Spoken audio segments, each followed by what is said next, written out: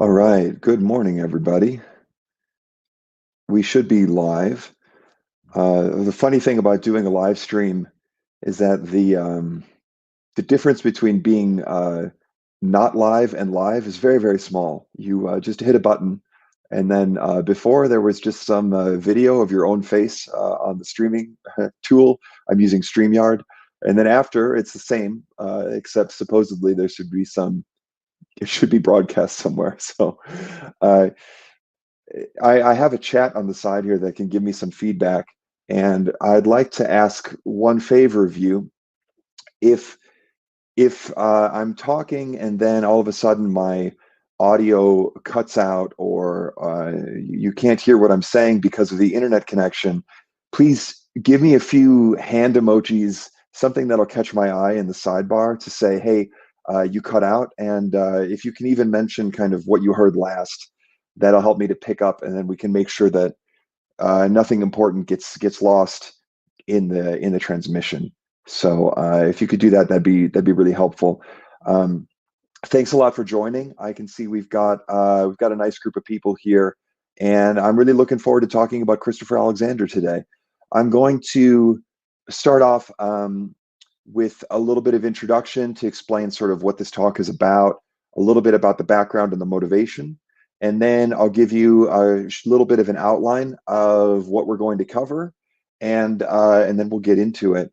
I'm allowing an hour for the subject, and I'm going to do my best to move through it as swiftly as possible, and then we'll allow some time for questions at the end. So, okay, so let's get started here. The I first found out about Christopher Alexander's work in 2003, and I got connected to it because of the software world. Because of his influence on sort of the early agile folks like Kent Beck and Ward Cunningham and so on. And I was totally impressed by how deep his work was and how it seemed to go much beyond um, just sort of how to deal with a design problem better. And it seemed to be truly fundamental and something that also kind of cut across all domains of all different types of design problems. And in the 16, 17 years since I first found out about his work, actually, I have not yet found any type of a design problem in any domain, whether it's writing a book or putting together a podcast or designing a team, how a team should be organized, or creating some software, or designing the interior of a house. I haven't found actually any domain where these ideas failed to apply. Um, and they've only gotten richer as I've dug in deeper. Uh, I've tried to sort of share my enthusiasm for his work in different ways and mentioned it in on my Twitter feed and in different articles over the years.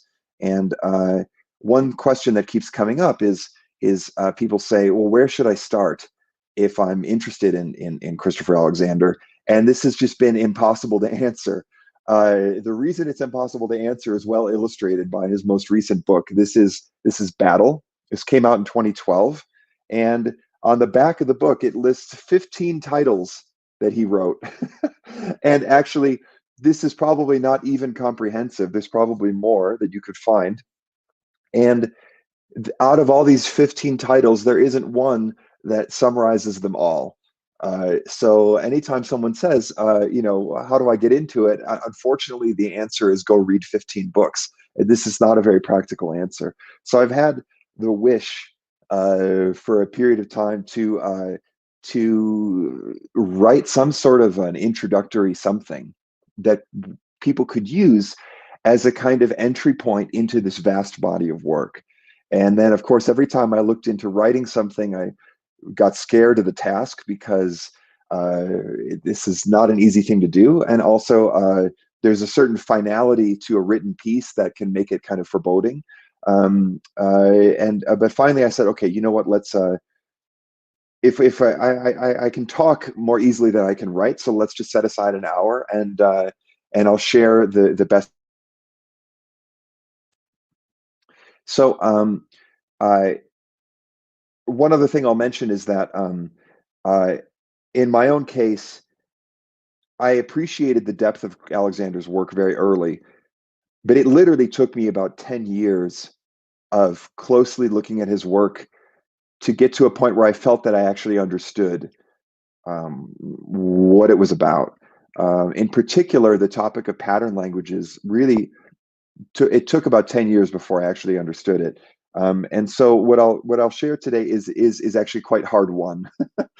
And I don't claim to have the uh, perfect summary, or to give a complete perfect comprehensive summary. But what I will do now, I want to give you some key points from throughout all the different works that he did, from the beginning, from the very first, with notes on the synthesis of form, all the way through to the most recent. My hope is that if I give you a couple essential points that touch the most important subjects, that from these few points you'll be able to actually unpack the rest. And I will also be kind of strict. I will use his terminology, and I'll also give you some references to which books the things come from. So that way, if you take a couple of these key points out, then you can go and you can kind of dig into the books in the different places, and then start to kind of triangulate, the relationships, and start to see the bigger system out of it. So I hope to give you some key points to enable that. The basic arc of what we're going to cover is really, I'll frame it as three things. The first is, how do we productively frame a design problem so that we can actually make things better out of it? Okay, so there's a lot of ways to approach a design problem that don't work, that probably many of us who work in design related fields experience quite often when we work, in teams or with other people. So first is, what is the productive way to actually frame and deal with the design problem? Secondly, what is the actual outcome that we're trying to reach by solving the design problem? And with Alexander, this actually goes quite a bit deeper than trying to make a product that makes some process more efficient, or trying to uh, make something that sells to make money. Actually, he has a much, much, much higher ambition, which is to actually, whatever corner of the world we're working in, how do we make that part of the world better, so that we're actually step by step making the whole world better. This is really like a grand ambition. So how do we frame the outcome of what we're trying to do? And then thirdly, what are the actual processes that we use when we have a design problem framed in the right way and we want to get to this outcome? Kind of, what are the steps that we go through to actually get the design outcome that we want? Okay, and to start off with, I'm going to use an unorthodox approach. Normally, when people find out about Christopher Alexander, or they teach Christopher Alexander, the way that he's taught tends to track the book sales. So the two most popular books are A Pattern Language and The Timeless Way of Building. And actually, I'm not going to be referring to these works as the main thread here. Instead, we're going to start with Notes on the Synthesis of Form. This was the first book that Alexander did. I think it was in the late 60s. I don't have the date clear, 67 or something like that. And uh, this is not at all comprehensive of the full view, but it gives us some very good primitives to start with. Uh, One of the challenges with Alexander's system is that it's actually completely recursive. So you have a very, very general, kind of almost fractal-like process of finding some area where something isn't right, differentiating it, unfolding it, and then healing it, and then kind of doing this at all different scales. And we get some very good primitives that sort of ground everything here. So we'll start there, and then we're going to go from there into, I think, the main work, which is his Nature of Order series. There are four books. They're big ones, beautiful. The Nature of Order, and especially the first two, books 1 and book 2, We'll refer to those. And then finally, we'll refer to his latest, which is Battle, which is a very, very useful case study, in-depth case study of a project. And then at the end of all of this, I'm actually going to show you a small case study of a software project that kind of embodies the things that we talk about. Okay, so let's get in here. So from notes on the synthesis of form, uh, the important thing is actually what you get in the first two chapters. So you don't have to read the whole thing. In particular, the latter half was a kind of early effort that he abandoned and improved in later works. But the very beginning is essential because we get three concepts that every designer you would think would already be using, but it turns out to not be the case. These three concepts are form, context, and fit. So when it comes to form and context, the subject here is anytime we have a design problem, what we have is there's some part of the whole world that we have decided we are going to create or change. And this is the form, right? The thing we're going to make or the thing we're going to modify. The way that we get to a good form is by looking at the context that the form fits into. And in especially, we're not just looking at a kind of a physical context. So this isn't like, the couch has to be the right size to fit into the living room, right? This would be a very kind of naive version of form context fit. The context really refers to the dynamics, the activities that the people are trying to do, the things that are going on that either we can go with the grain or against the grain. And so very often, actually, what happens is when we kind of talk to other designers, there easily tends to be this kind of well, I don't know what to call it other than a bit of a kind of a style-based kind of ideology.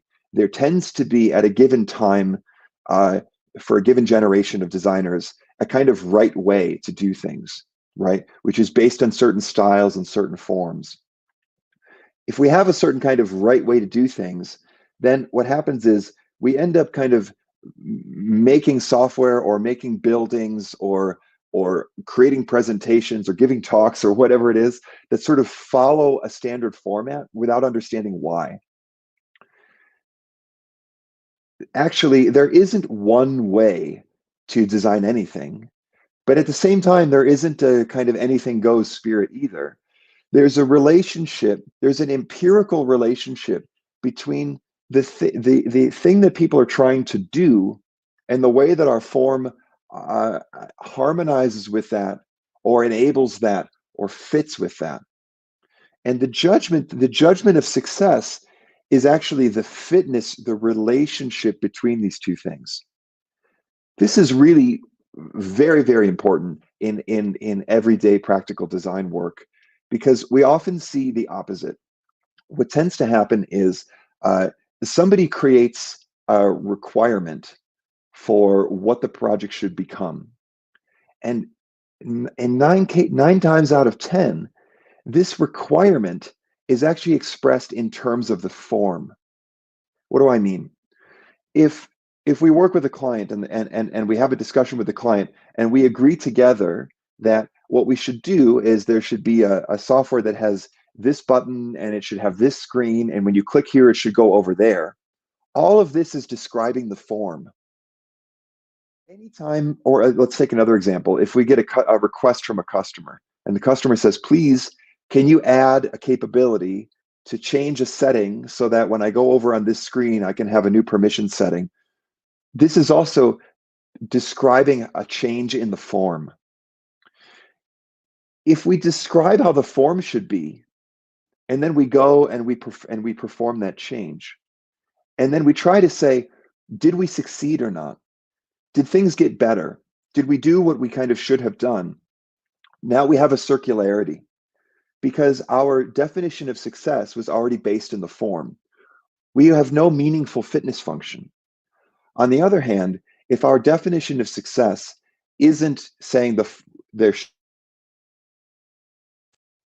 there should have been a button there, or there should have been a path to go from here to here, but rather if the definition of success was a struggle, something that someone was trying to do that they weren't able to do, right? If we understood the behavior that people were trying to do in some context, now we actually have two things that are of totally different categories: the thing that people are trying to do and the actual structure of the form. And then we actually have a definition of fitness that we can work with.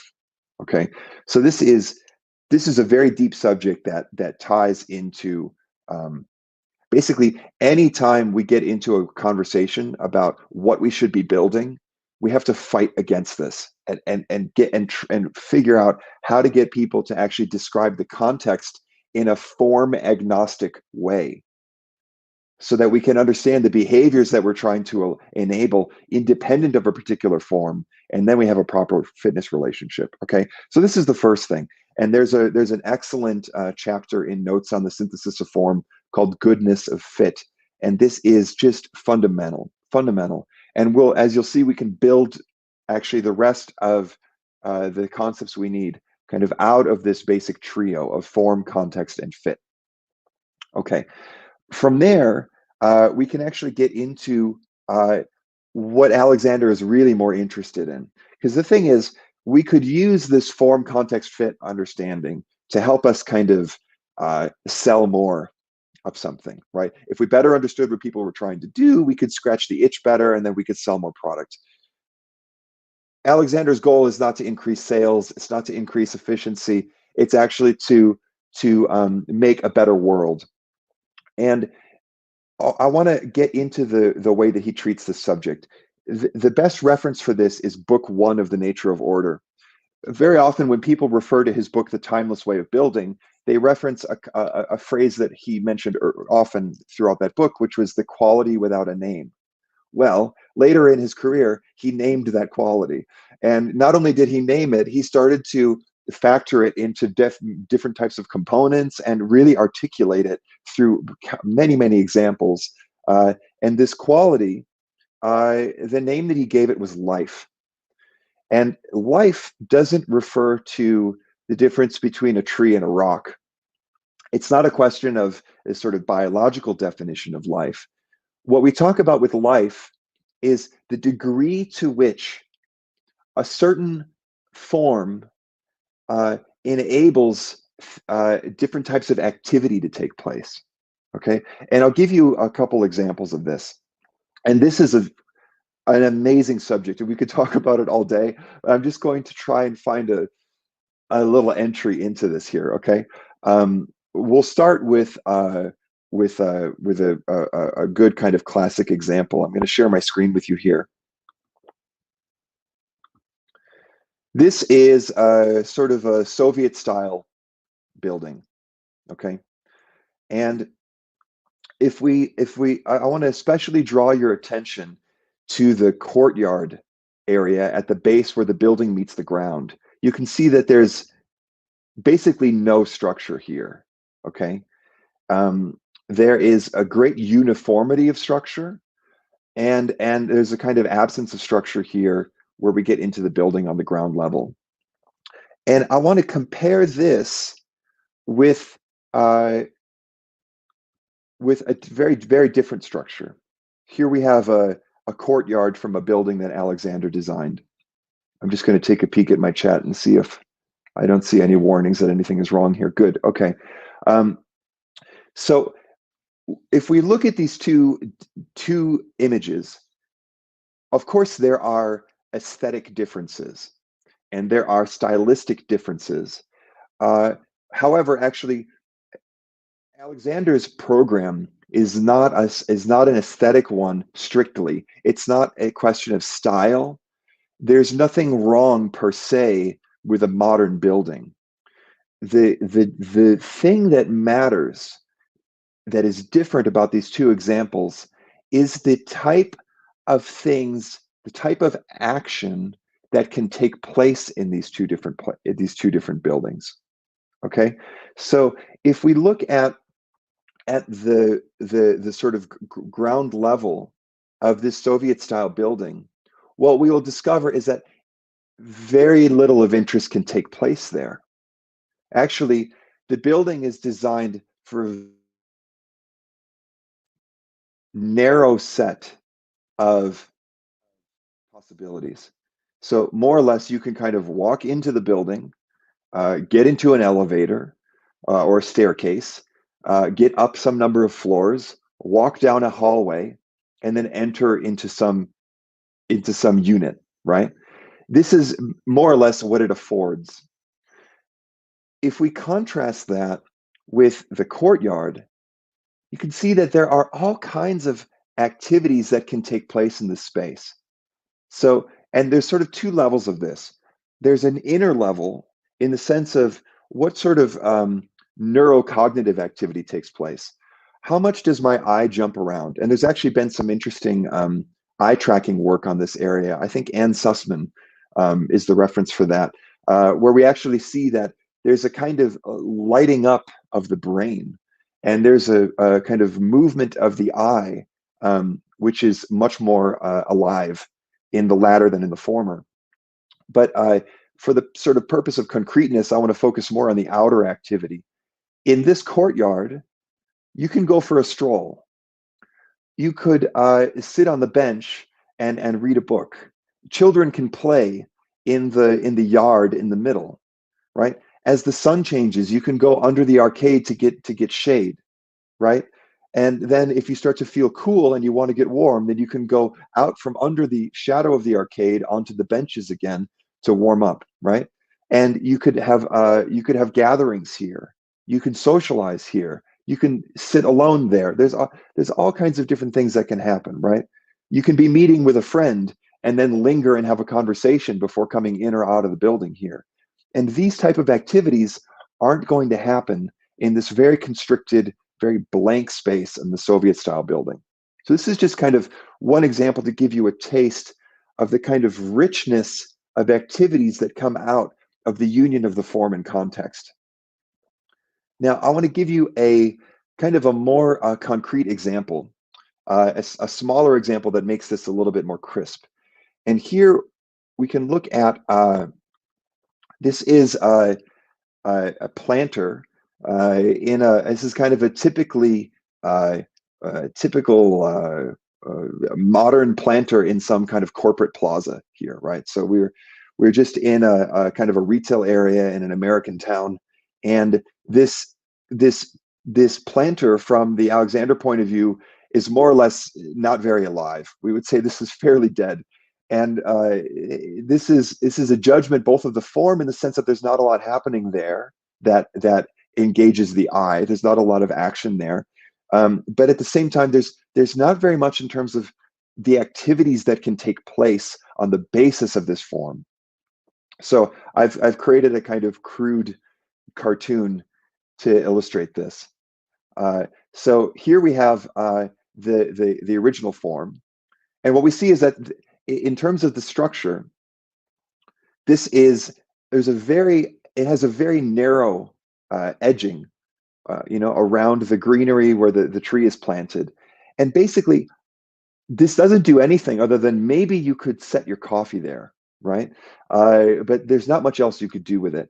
And if we were to try and make this form more alive, what we'll see is that we can change the form, and we also increase the fitness with the dynamic context around it. And we could do that by widening the ledge around the place where this tree is planted. And if we widen the ledge, what happens is at the same time, we increase the sort of the actual form becomes more structurally interesting, but more importantly, it actually affords something to happen, which was kind of desired but wasn't possible before. So I'm appealing a little to your intuition here, because this is hard to spell out, but there are a lot of activities around this planter in this plaza that might have happened but couldn't happen because of the form before. This is that notion of form context fit. So for example, it's not just that someone might like to sit, right? The sitting isn't the most important thing. Think about the different occasions where someone would sit. Someone might be waiting to meet. You might be waiting to meet someone. You might arrange to meet someone and then sit together and then socialize there. You might be taking a phone call that you would normally have to take inside the office and feel like this office is totally stuffy, and then you'll go down to the courtyard and then sit on this planter seat and take your phone call there.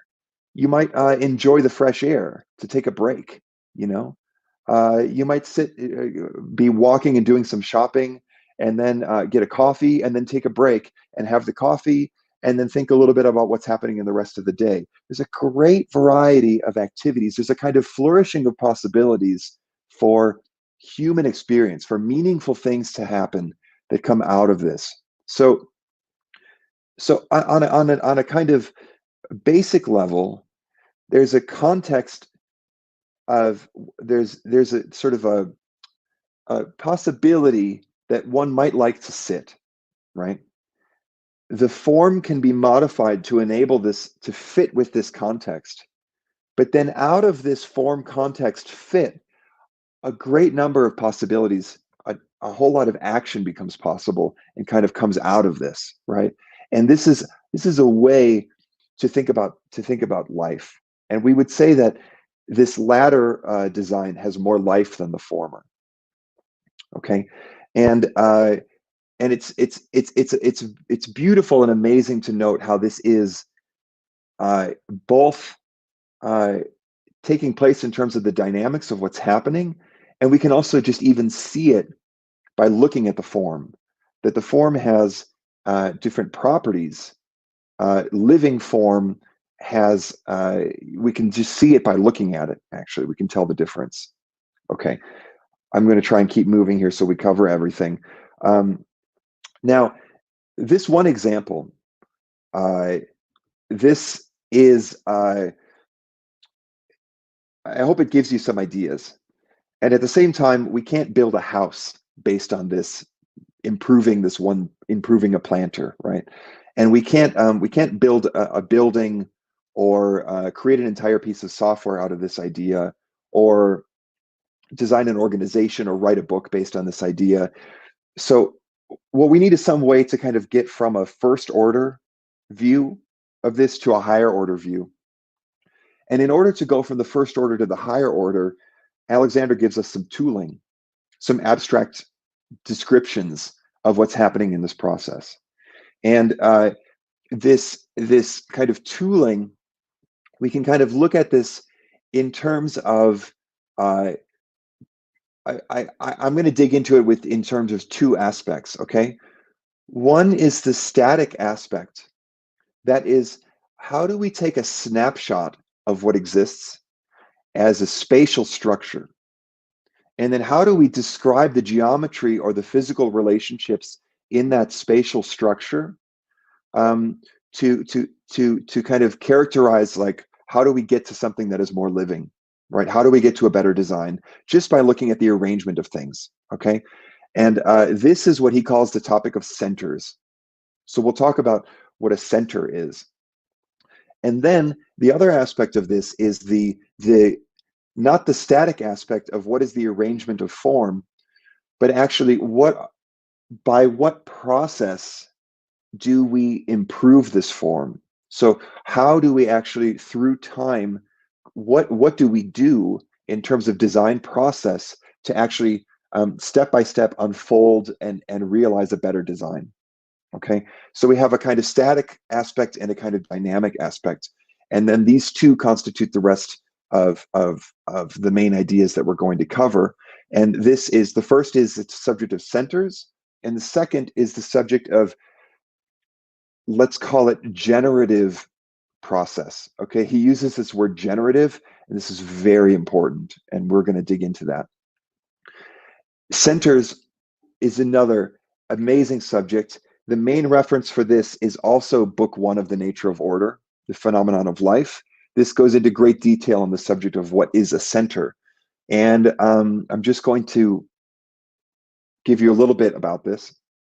So here's one way to think about it. Actually, all form that exists, okay? Any structure that we point to is some elements in a relationship.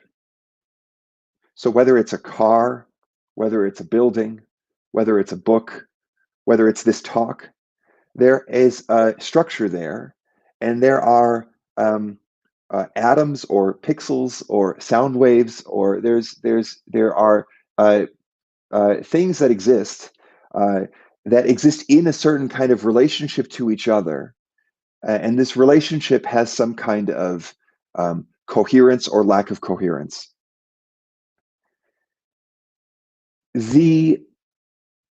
A center is a way of describing those elements in this field of related elements that are more coherent, that are more salient, and that are more related to each other. So what we're getting is a very, and by the way, Alexander was a mathematician before he did everything else. So this is partly why we get this delicious level of abstraction.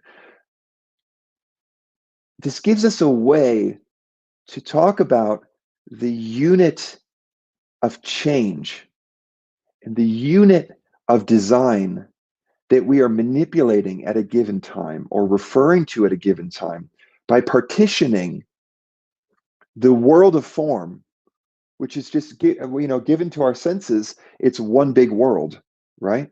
But then we want to identify one salient part and say, here I'm going to mentally draw a dotted line and say, here's something interesting is going on that I would like to improve or change or identify. And this is a center. And just to give a little bit of intuition about it, let's take something like the human face.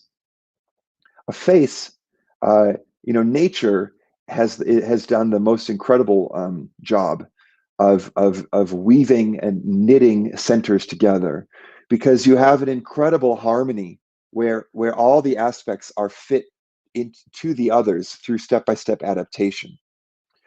But nonetheless, even when we take a system where it's quite all the elements are very well fit to each other, we can still say that there are certain aspects of this structure that are more salient, and that in terms of the chain of functional dependence kind of drive the others. So if we just sort of think about the face, the eyes and the nose and the mouth stand out as especially salient structure, right? These are sort of centers that we could call out. And there are other parts of the face that we could also identify as a center. So for example, the bone which links the eye to the ear, right? There's actually this, we can view this as a salient structure in itself, but it's kind of secondary in terms of the function, right? If the eyes want to look somewhere and everything turns to follow the eyes, right? This is an example of a way to look at, to sort of partition everything that's happening in the face. Now, as I mentioned, in nature, there's a harmony among all the parts that has been worked out through a quite long history of trial and error and piecewise adaptation. When we look at built structure, we don't see the same seamless harmony, and we see it quite rarely, and we certainly don't get it for free. So we could take a kind of contrary example, would be, let's say we are looking at some university campus. There might be some areas where there are a great deal of centers which are very harmonious. There might be a great entry door to the main building with a beautiful kind of strong border around the door and steps leading up to the door and some landscaping around, where we can see all these different centers which are related to each other in a way which at a higher order kind of creates a bigger coherent whole, right?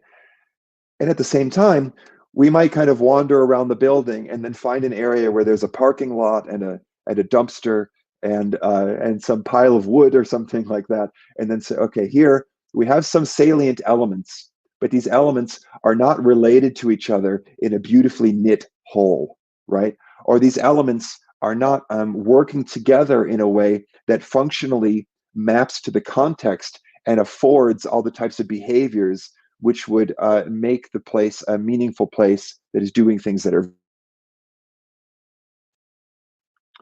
So what we get is a way to look at form and a way then to also start talking about strong centers and weak centers. I hope I've made this clear in this brief example, because I have to keep moving in order to cover the subject. But this is the kind of thing I hope I give you a little bit of a, okay, what is that about? That's interesting. Um, every structure we could look at has this quality of central pieces that are more coherent or less coherent in areas where we would like to create coherence or extend coherence. And we do this by improving the relationship between centers as well, okay? And this is mainly treated in book 1 of Nature of Order. Let's go from here into process, and then we'll kind of, this is the last main area. And here we have something really important, because we get into the subject of patterns and pattern languages. And this is something that the software community has made good use of, but to a very small extent. And actually, the key value of a pattern language is very different than what most software people think. I want to give you let's make a little bit of a linking step from centers into process. And I'll just do it by showing you one little picture here. And this is a from the Nature of Order. This is from book 2. Book 2 is going to be our main reference. It's called The Process of Creating Life. This is book 2. This is the main reference for everything related to design process. This is amazing. If there's one book, this is the one. Now, here what we see is a map of Rome made in the late 19th century. And this is showing an amazing network of centers. You see all kinds of individual forms here, and every one of them is beautifully shaped, and not only well shaped, but adapted to the shapes around it. And then not only aesthetically pleasing in terms of the actual configuration of the shapes, but also very functional and enabling all kinds of life to happen. How do we get to something like this? You can probably tell just by looking at this map that this is not something that a person leaned back in their chair and then thought of a few kind of key points in their mind and then drew a blueprint. There's simply far too much complexity here. There's too much detail. There is too much fitness between parts to have been conceived conceptually by someone's brain. The way to get to something that is so well adapted like this, and so that has such a multiplicity of well adapted parts, is by step unfolding, by piecewise adaptation, by doing one thing at a time, and doing this one thing with careful attention to what's already there. Okay, so what this is going to do is this is going to bring us into two very essential points. The first is the notion of step-by-step adaptation, so unfolding one step after the other. But the other, we can never talk about step-by-step adaptation without talking about sequence. The order of problem solving is extremely important, right? Because there's a path dependence here. The things that we do first constrain what we can do next and constrain what we can do next.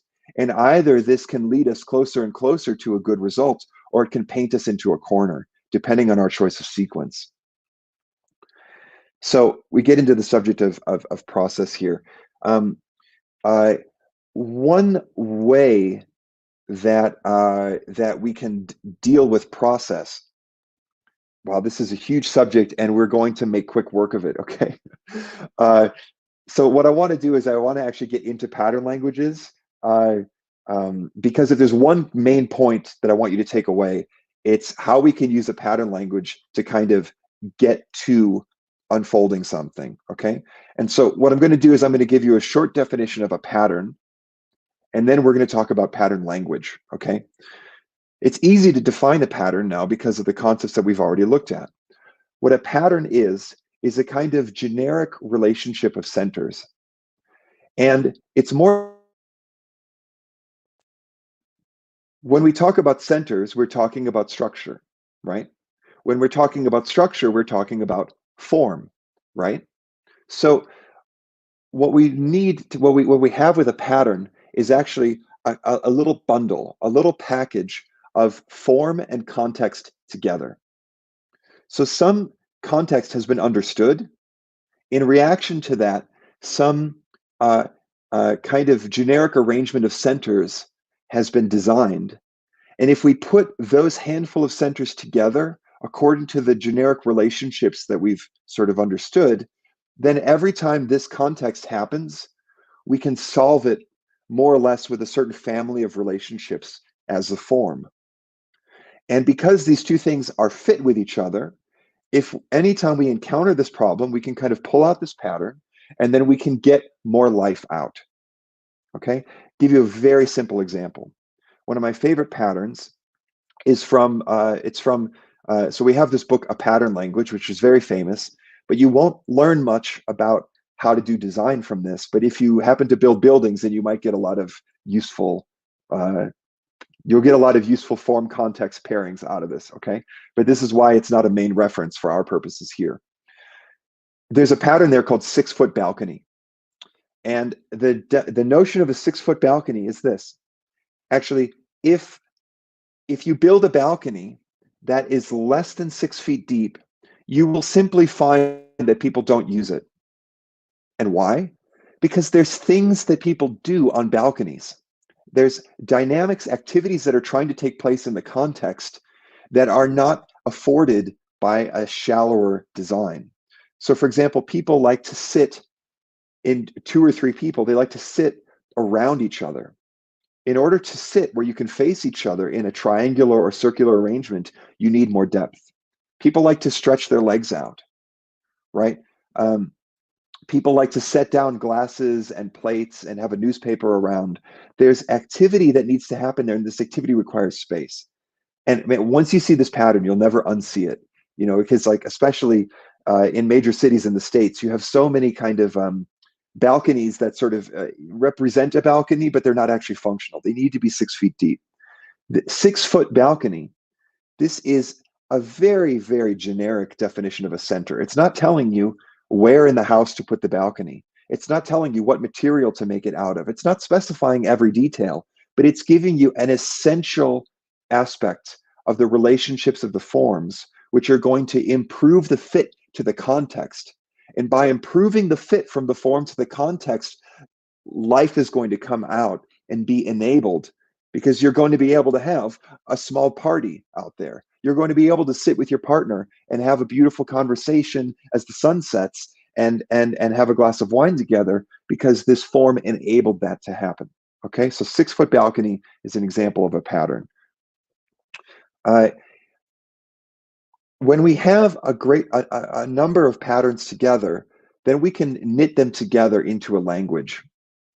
And this can help us in the sense that I've already been talking about, in terms of kind of generic solutions. Okay, so for example, we can look at an example of, let's look at the example of the farmhouse kitchen. I'll share my screen again here. Here we have a pattern for a kitchen, but very importantly, now we have different elements here. Okay, so we have the notion of a big kitchen table, an outdoor kitchen garden, a kitchen counter, okay? Two windows bringing light from different sides into the room. Now, these window is in a way a pattern. Garden is in a way a pattern because it invokes a certain set of forms that fit to a certain context, right? But now what we're doing is we're weaving these together into a language. But more than that, now we're getting also sequence. If we design the kitchen in a standard way. So here we have on the left here, this is a standard way that someone might do a kitchen is they create a floor plan, they place the outer walls, they place the counter, they figure out where the refrigerator is going to go, right? And then in the end, they like throw in some furniture kind of to fill the middle of the space. Here we have a totally different sequence, actually. First, Alexander talks about placing the windows. And then after placing the windows, then place a big kitchen table. Then once we have the windows in the kitchen,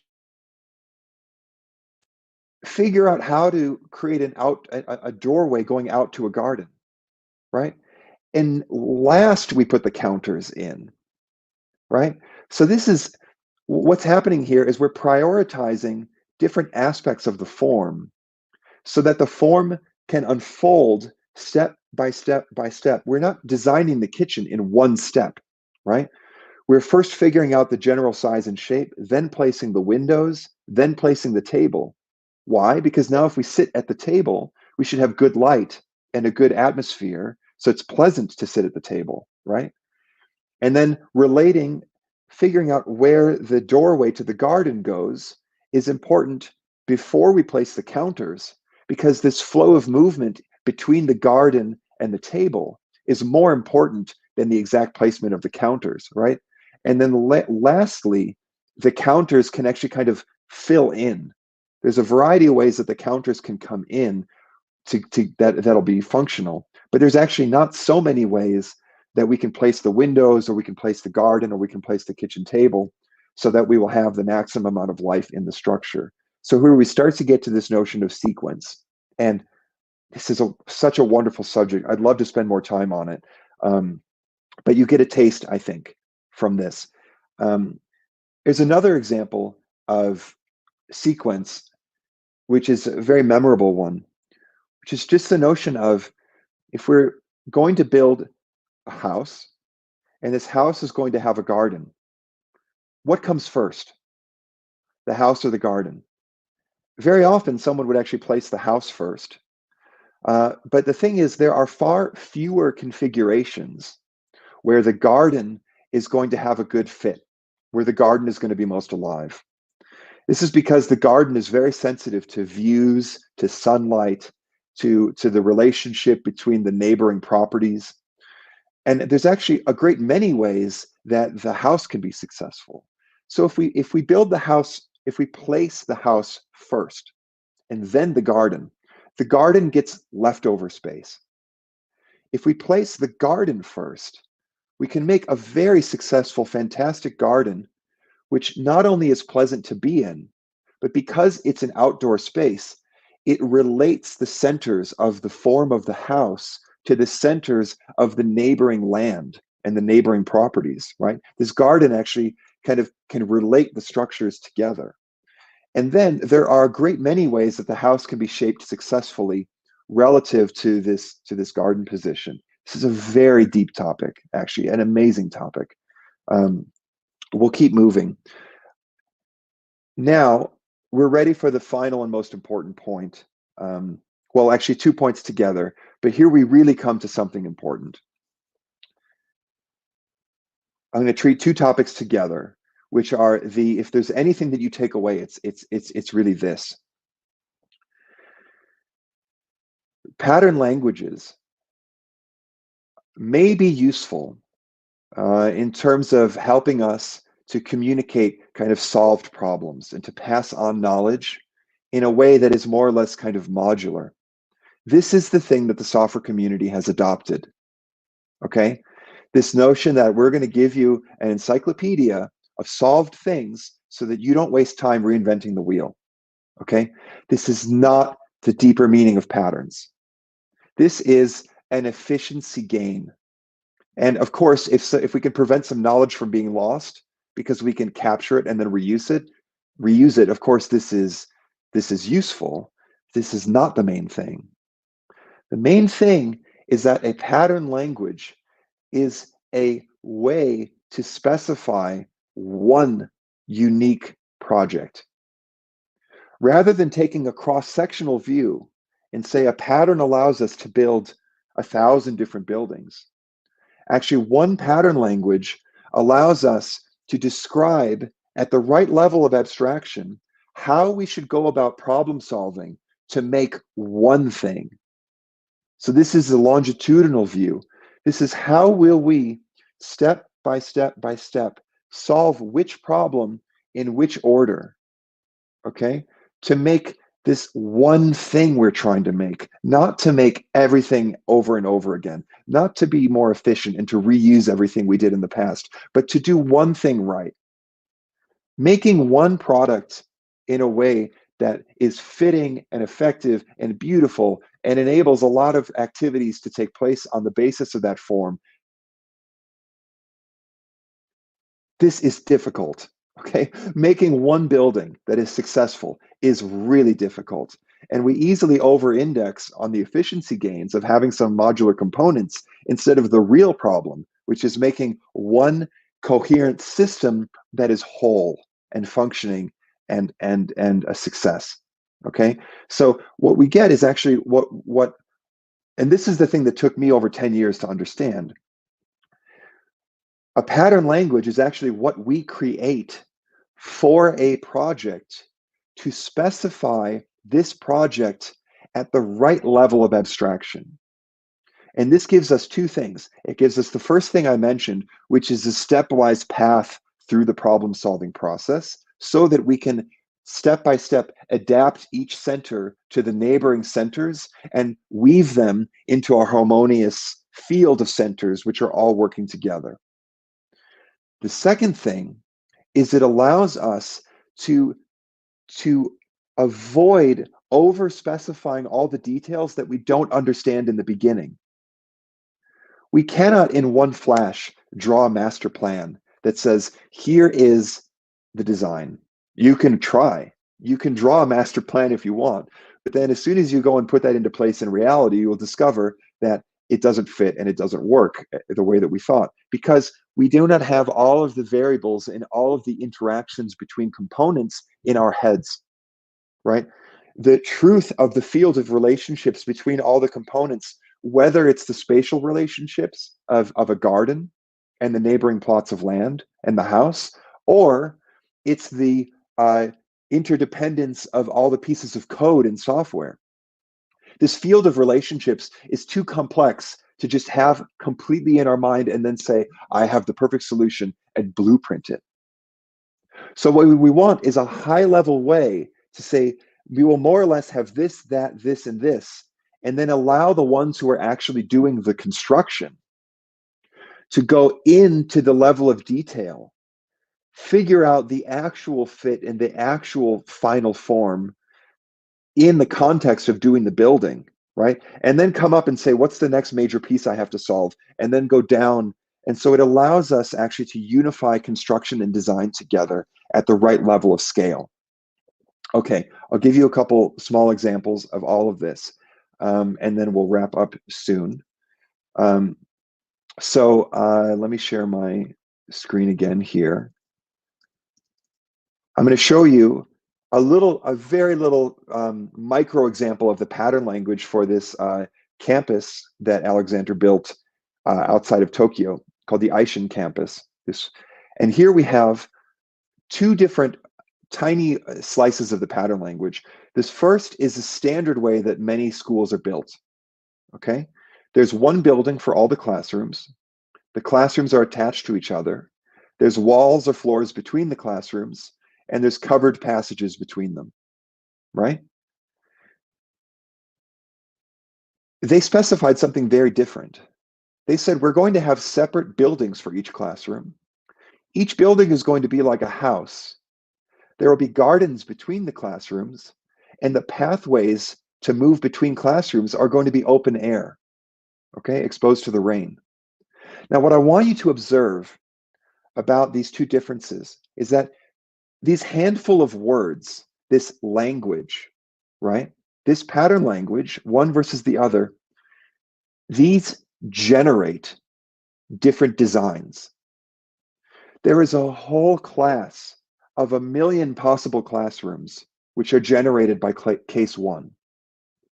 And there is a whole class of 1 million possible campus designs that are generated by case two. I really want you to feel this notion of, because we've specified the design at the right level of abstraction, many, many ways to implement this idea appear. And they all have some common properties which can differentiate them from the properties of designs that were generated from a different language. Okay? So this is very fundamental. And we're going to get different properties and different results and a different experience and a different form context fit depending on the language that we choose. And what's happening is we're also giving the freedom for either our future selves in the context of construction or other people, if we're delegating some work, to actually work out the specific relationships between these things, okay? And then I'll give you an example of kind of what this means in terms of actual design and construction. Here we have an example from book 2 of Nature of Order. And they had done, this is a house that they're building. They had done some rough sketches for an idea of where to position the fireplace in the kitchen. But then when they actually got onto the site, then it was clear that this position wasn't quite right. So what's happening is, because the exact position of the fireplace isn't controlled by the CAD drawing, but the basic field of relationships between the fireplace pattern and the other aspects of the kitchen, and the sequence of problem solving is fixed at the level of the pattern language, the freedom appears in the context of construction and design to do tuning and to make the small judgments that need to be made in order to create the most successful fit between form and context and to create the most life. Lastly, I'll just show you an example of kind of what it looks like to describe the overall scale of a major project in terms of a pattern language. And here we're looking at some very small excerpts of the pattern language for this Eishen project. And this, by the way, is this excerpt is from book 2 of The Nature of Order, but Battle is a complete case study of the whole design and construction from beginning to end of this Eishen school. And there's incredible detail about the role of this pattern language and what decisions were made at which stage and how they unfolded the design. This is an amazing resource for that. That's the place to go to really get into how do these things fit together as phases of the design. And so here, we just to look at a couple highlights. There's an inner precinct. This inner precinct kind of has a main gate that separates it from the outer the outer entry area, right? And then there's a public yard. There's something called the Tenoji Center. This Tenoji Center is a kind of crossroads where a few of the other main structures meet. There's something else called the cloister, which is a high kind of peaceful place, which is like a kind of inner sanctum. Notice that Tenoji Center is a what we could call maybe a domain specific language. It is a pattern that is not maybe ever going to be reused, right? Main gate is a pattern that could be reused in a different context, in a different language. But Tenoji Center is a totally unique pattern designed for this particular project. Okay? And this is actually the main work, the real juicy work of kind of doing design, is kind of figuring out what are the patterns that we either need to define or pull in and relate to each other for this one project that we're doing. And this can then give rise to the entire thing. And the thing is that by having this sort of key elements of the design, we can then generate out a great variety of possible solutions to that. So there's some version of this language that can be implemented as a real design. And there's a lot of latitude there. Okay, so we're nearly to the end. And what I want to do is I just want to give you a short, slightly trivial, but juicy enough case study just from software, so that this stuff, which is hopefully, I hope it feels a bit big. I hope that it feels a bit fundamental and quite deep, and think, okay, really, this is something to dig into. I just want to weave it together into a short example, and then we'll wrap and take questions. By the way, I realized that I forgot to mention something. When we talk about centers and we talk about the spatial view of the form that exists, there's a very important thing that I didn't mention, which is that Alexander actually defines 15, what he calls 15 properties, which are basically like 15 different types of relationships between centers to each other to define some form, okay? And one of these 15 properties, for example, is boundaries. And when we took that planter, which was not very alive, right, in the plaza, and we thickened the boundary of the planter so that you could sit on it, this was an example of using one of these 15 properties to say, we could thicken the boundary, and this gave us the better form, which then did what we wanted, okay? So there's a variety of these properties, like boundaries, levels of scale, contrast, alternating repetition, interlock, roughness. There's the void, empty space. There's a great variety of these, but this is a subject I won't get into, but I will refer to it just briefly in this following example. So here, what I want to show you is this is a screenshot of Basecamp today. This is a software product that I work on, and what we see here is a screen for administering the people who have access to communicate about a project on this platform. And if we just look at it purely from a point of view of the form of the centers here, it may strike us a little bit like the Soviet style building. I'm sorry to say. There is a uniformity of scale, right? And there is not a lot of structure there. There's not a lot of interesting structure going on here. And it turns out that just by looking at the structure of this, we might have a sense of like, my eyes are actually kind of glazing over when I look at this. And honestly, on this screen, I could scroll and I would see about 50 faces and names here, okay? So my eyes are starting to kind of glaze over.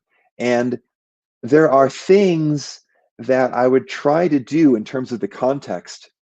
There are activities that I would like to be able to perform that I can't perform easily here, which is to actually see who's really involved here versus who just kind of has access. And if I have a question, who should I reach out to, right? And so if we just look at this in terms of a relationship of centers, we can see that this is not very strong. And this is a little bit like, maybe like I talked about, like the parking lot and the dumpster before, like, there's a potential there for better structure, but it's a bit weak, right? And here what we could do is we could actually say, I could apply a transformation, which is levels of scale and alternating repetition. These are two of the 15 properties where I could actually introduce some structure, which makes this more interesting and more lively.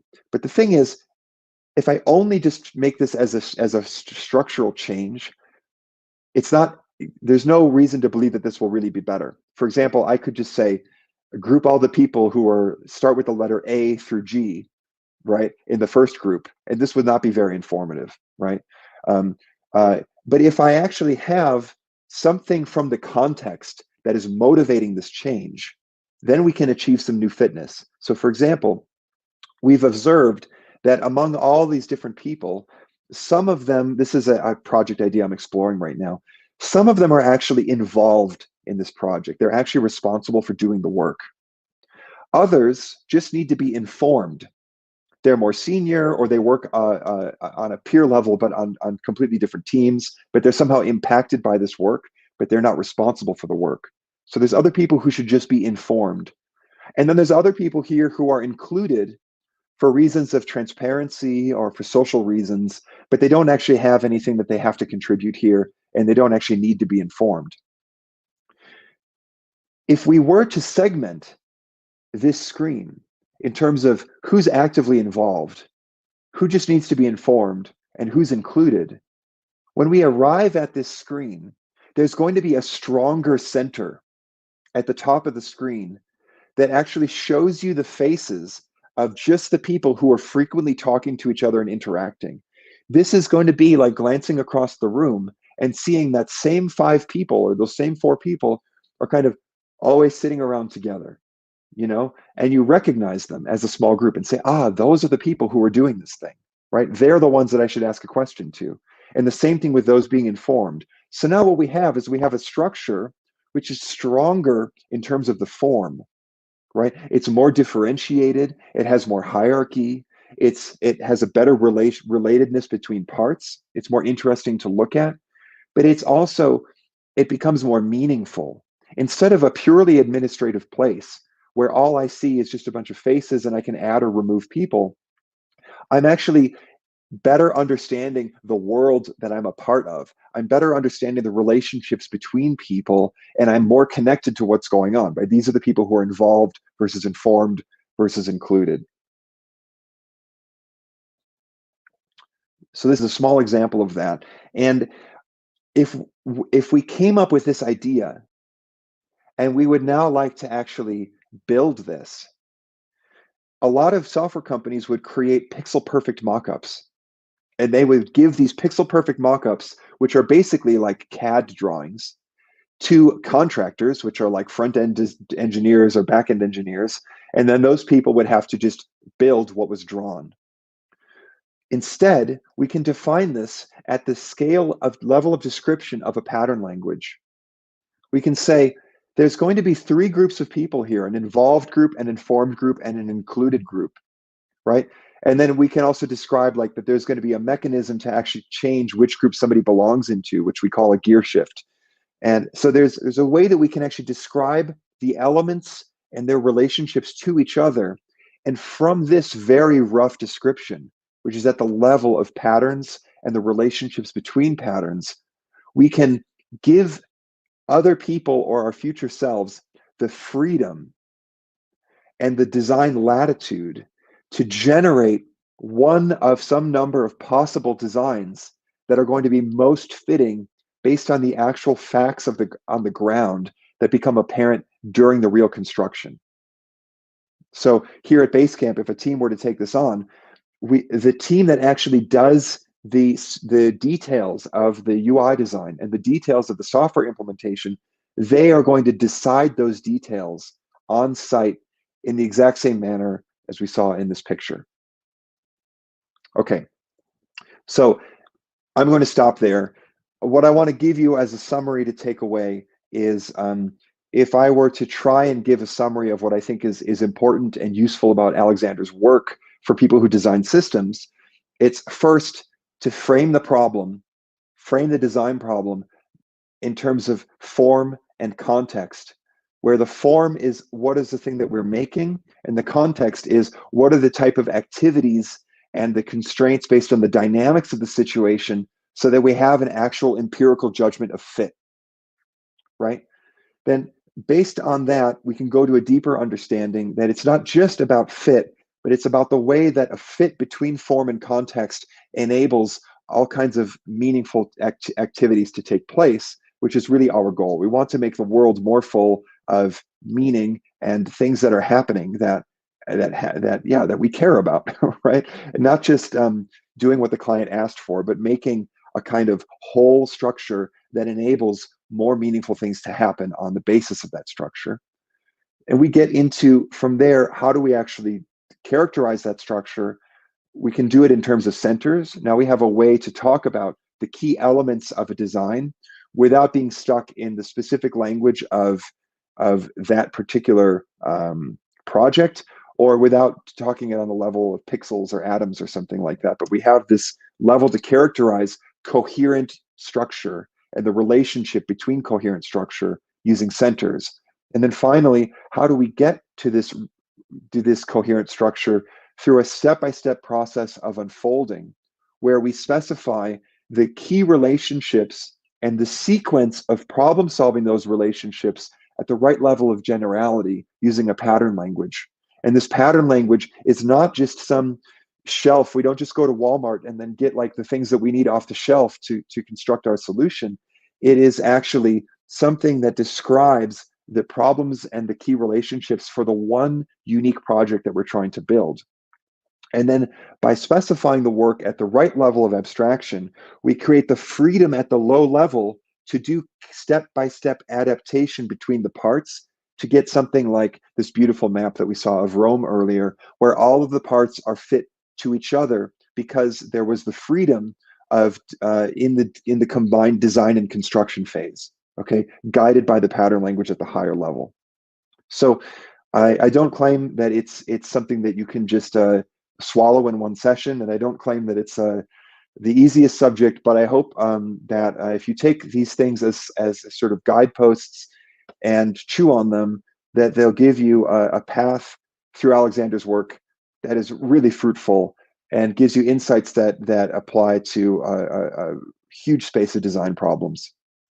Okay, we went a little over the time, but we made it close. I'm going to stop there with the sort of official lecture, and I'd like to open it to questions if you have any. We can take a little, maybe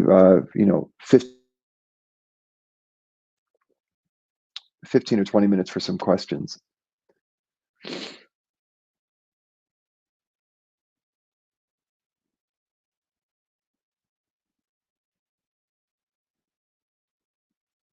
And by the way, I didn't draw any connections between, Alexander's work and all the many fields that we might see parallels in. I'm sure that we could do a whole session of just sort of comparative analysis of how do we look at all these other schools of thought in terms of design and problem solving related to this. But I wanted to sort of stay straight down the middle.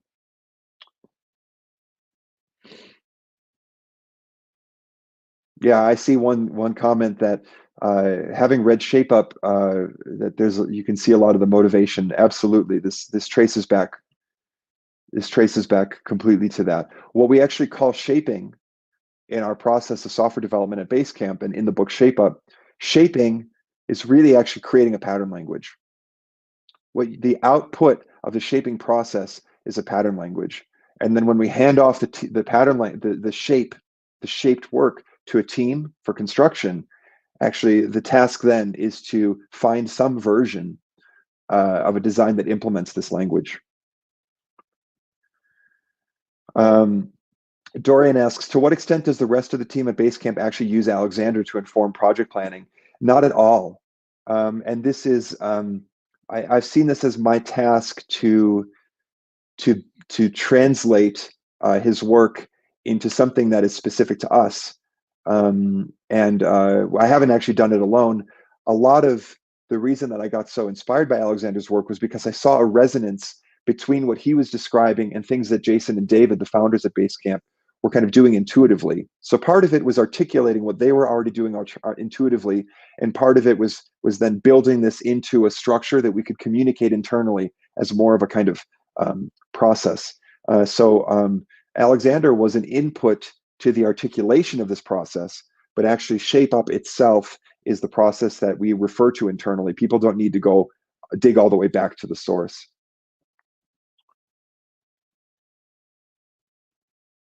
Mikhail asks, can computer programs really feel deeply helpful?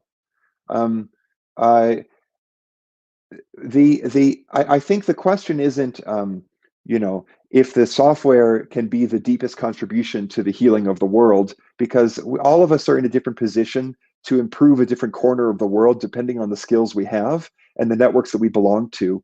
But if there is any area where someone is struggling, and we can kind of heal that by better understanding the context and then putting a better form in place, then we've made the world better. So I think if we really just take this as a general principle of wherever possible, given our capabilities and the access and the influence we have and the position we're in the world, if we can look for struggles, respond to those struggles with a better adapted design, then we've kind of done some healing. And this is always meaningful, how at whatever scale we can do it.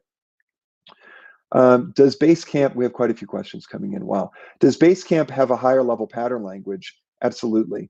Basecamp is actually, for example, I won't spell out the whole thing, it'll take too long, but basically, for example, we have something called a commentable in Basecamp, which is a pattern that is foundational. And commentables are related to buckets. And I actually discussed this a bit in one of the recent episodes of my podcast, Synthetic A Priori. If you look that up and you look for an episode about pattern languages, you'll see a treatment of Basecamp's language there. Also, Hey, the new email service, has a basic pattern language. The relationship between contacts, the screener, boxes, seen and unseen, these together create a very different core structure than what you have in a standard email app.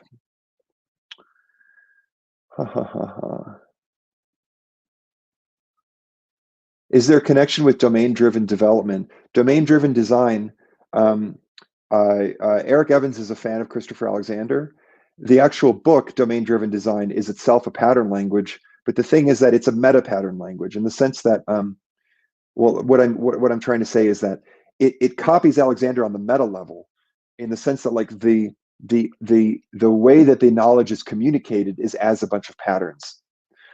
But domain-driven design doesn't explicitly address the notion of defining a project.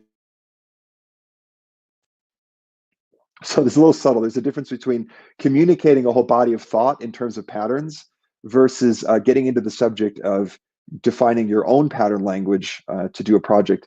But actually, there's a lot of fantastic overlap there because, for example, what Evans is talking about with ubiquitous language, and a lot of what he talks about with modeling in the first third of the book is very close to what we deal with when we define a pattern language. And I think it's a fantastic resource. It's probably the best resource there is for a software person who wants to think of their design as a pattern language. Someone says, I would love to know what order you consider reading his work for software designers. Do this. Read just the first 2 chapters of Notes on the Synthesis of Form to get comfortable with form, context, and fit. Then get into Battle as an example of a pattern language to see how an actual project was built. And this will give you a sense of where the pattern language belongs. And you can, there's a lot of other stuff in here that has to do with the struggle between trying to build things the Alexander way versus the standard way.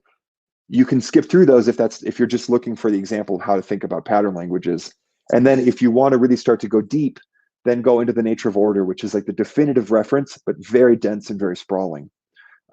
If, as a software developer, you just want to apply these ideas, I can recommend you to Shape Up, which is embodying a lot of these things, but it's not drawing the explicit connections to Alexander. So I would rather refer you to these books in that sequence. Can you speak about the relationship between jobs to be done and how it helps you produce a pattern language as output from Shape Up? Absolutely. So just think, what is jobs to be done about? Jobs to be done is about defining context in such a way that you can have a proper empirical judge of fit to the form. The main subject of jobs to be done theory, as it was taught mainly by Clay Christensen and Bob Mesta and so on, is actually a way to understand demand that is supply agnostic. This is completely 100% isomorphic to saying, how can we understand the context in a way that is form agnostic? So plug your understanding of the demand from jobs to be done work as your understanding of context. This gives you the activities that people are struggling with.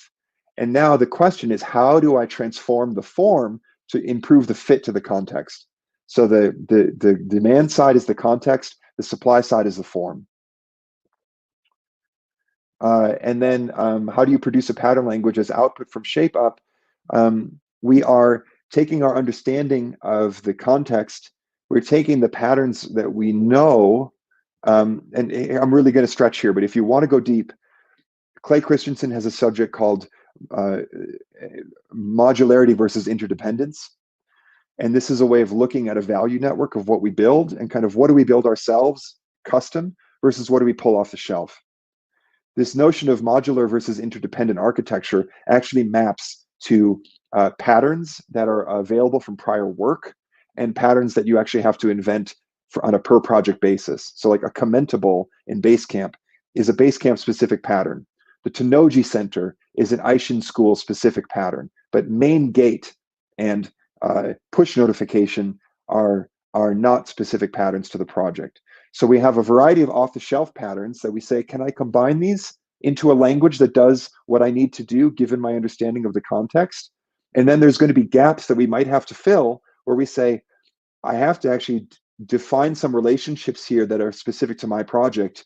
And then that's where we have to do some kind of custom pattern design. And this maps to the interdependent architecture in Clay's work. Anything Christopher Alexander advocates for that you disagree with in the books you mentioned? Honestly, I have looked very hard for 17 years now and I haven't found anything. And this is very unusual. I usually can find something I disagree with, and I'm very impressed.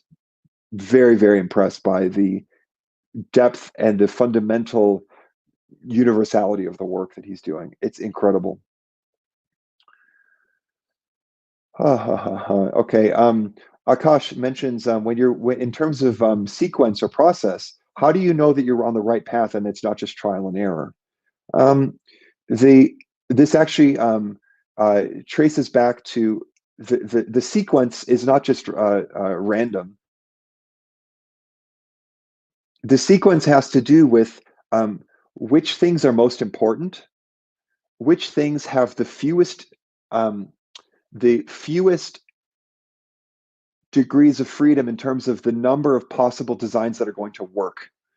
Sorry, I don't have a shorter way to say that. There's some things where you say, look, no matter how we do it, it'll be fine. And there's other things where it's like, look, we're going to have to really find the right way to do that in order for it to be successful. This is like the house and the garden. If there's fewer ways that a garden can be successful, but because of sunlight and views, but more ways that a house can be successful, then you have an asymmetry between the two, okay? And you not only have an asymmetry, but you have a dependence between the two because the one affects the other. So anytime you have an asymmetry in terms of the sort of criticality of a component, and you also have a dependence to other components, this gives you the sequence.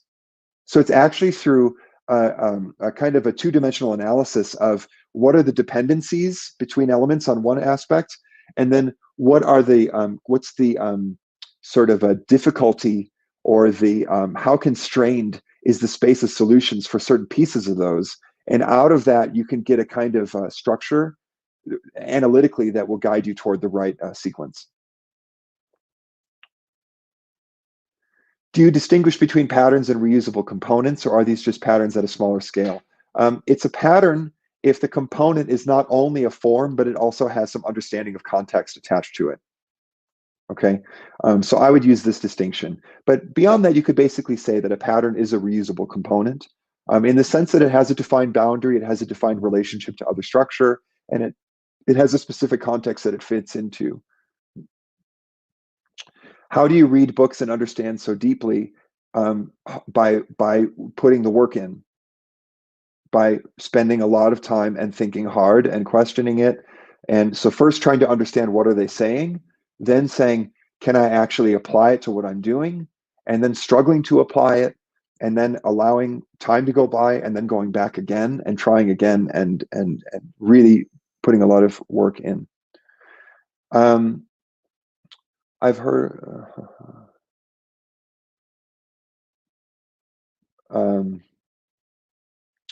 yeah.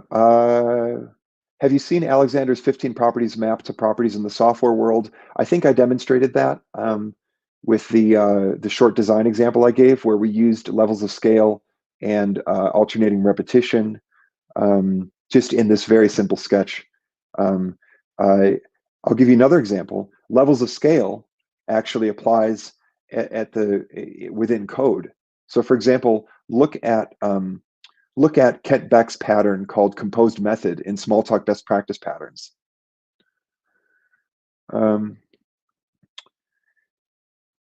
In software, how do you see the role of product strategists, manager, designers, and engineers through this process? So this is detailed in ShapeUp, but basically what we want to do is we want to refer to construction.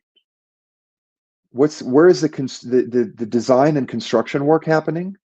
And where is the pattern language definition happening? And how are these different activities requiring different skills?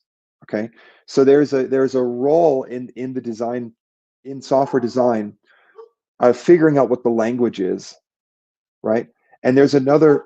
It doesn't, and it can be the same person, but it is a different skill and a different activity with a different output that's arrived at through a different process.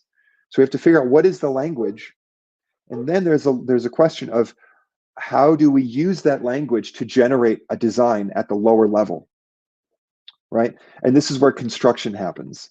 So generally speaking, we would say that like front-end engineering, visual design, the specifics of interface design down to the pixel, the implementation of actual methods in the software code, all of this is kind of construction. And then what we call shaping is the pattern language level. And what we might call like a demand side research, or trying to arrive at like what project should we build, corresponds to actually trying to understand the context. How does this work not apply when designing entirely new business ventures? There's no difference. Everything is new. And the question is, if I'm making something, I need to understand the context in order to have fit, right? So this is, it's all of this applies to a new business or a new project. Can you please say something? Can you please say something about pattern versus form languages?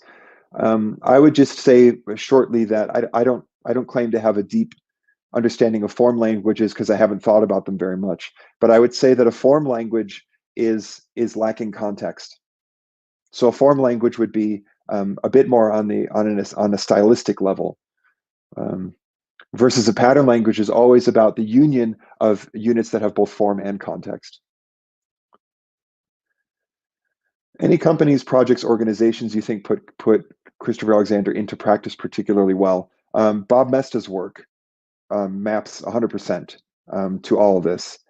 So the work that they do at the Rewired group definitely maps to this. I'm aware that there are some architects who actually use this.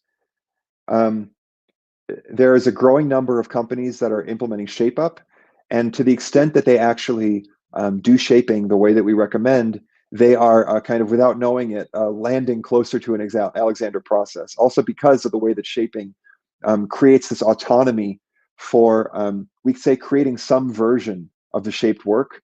This is exactly a generative design process. So actually, quite a few companies are beginning to use Alexander's methods without knowing it. Hopefully, through ShapeUp, and I'm seeing that through some feedback from them. How can a software engineer start applying his concepts? Creating life on the surface seems really challenging. It's just a question of whether or not the thing that we make is maximally useful in the context where it appears. How do you evaluate fit at the different levels of abstraction? I'm not sure I understand the question. The place to think about fit is not across different levels of abstraction. The levels of abstraction are about the generative process. The fit comes from, actually, I'm making this up as I talk, so I might change my mind. But the place to define fit is actually where is at the concrete level, where the rubber hits the road. So there's a reality of concrete, real form that is standing there. And there are people trying to do things like the balcony that's too small, right? And they're not using the balcony, and the balcony exists out of real material with real dimensions in a real building, right? And imagine that we wanted to extend this balcony to make it bigger, right? We are going to go from a struggle, a lack of fit at a very concrete level, and we're going to say, what can I do to improve that? Now we have a problem because we have to coordinate a whole bunch of action and enable a whole bunch of small decisions at all different levels to get to the point where we have a new design that works better. So we start from the fit at the concrete and we go up to the pattern level to try and specify what we think we can do in terms of the main relationships of centers, the main activities that need to take place, and the fit that we want to achieve. From that, we generate a possible solution at the concrete level. And then at that concrete level, then we can judge if the fit is there or not. So we have to make this arc from the concrete to the abstract to the concrete. And the fitness can only really be judged at the concrete level. This is why you'll see many fantastic examples in book 2 of Alexander's teams using like cardboard to mock up the positions of walls or counters or fireplaces or bed alcoves or whatever in a building, because they know that they actually need to determine the fit at the concrete level.